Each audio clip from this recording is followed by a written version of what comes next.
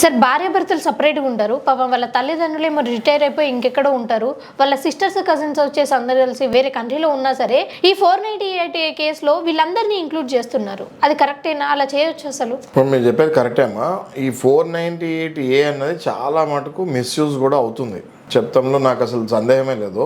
ఎక్కడో భర్త తరపున చెల్లెలు లేకపోతే అక్క అమెరికాలో ఉండొచ్చు, వాళ్ళు ఫోన్లలో వీళ్ళ భర్తతోటి అప్పుడప్పుడు మాట్లాడుతూ ఉండొచ్చు. భర్త తల్లి తండ్రి ఎందుకు వచ్చిన గొడవ అని ఈ మధ్య పెళ్ళిళ్ళు అవగానే వాళ్ళని సపరేట్ ఉండమంటున్నారు, ఇట్లాంటి కేసులు మీద పడతాయని వాళ్ళు ఎక్కడో ఉంటున్నారు.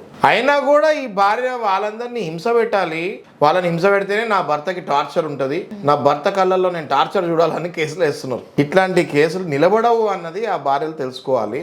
నిలబడటమే కాదు, నేను భర్తలకు ఇచ్చే సలహా ఏంటంటే ఇలాంటి తప్పుడు కేసు వేసే భార్యలు ఉంటే కోర్టు కూడా చాలా సీరియస్ గా తీసుకుంటున్నాయి. చాలా హైకోర్ట్స్ చాలా కొత్త జడ్జిమెంట్స్ ఈ మధ్య వస్తుంది కూడా జరిగింది. మీ వైపు ఏం తప్పు లేకుండా ఎవిడెన్సెస్ లేకుండా మీ భార్యలు కనుక ఫాల్స్ ఎలిగేషన్స్ వేసి పనిష్మెంట్ మీకు కనుక పడితే అదే పనిష్మెంట్ ఎవిడెన్స్ కనుక ప్రూవ్ అవ్వకపోతే అదే పనిష్మెంట్ నా భార్య మీద కావాలి అని కూడా భర్తలు కొన్ని కేసులలో అట్లా వేస్తాం కూడా జరిగింది. కాబట్టి భార్యలకి నేను చెప్పేది ఏంటంటే తస్మాత్ జాగ్రత్త. ఫాల్స్ అలిగేషన్స్ వేసి మీ భర్తను ఇరికేయాలని చూస్తే మీరే ఇరుక్కుంటారు సుమా.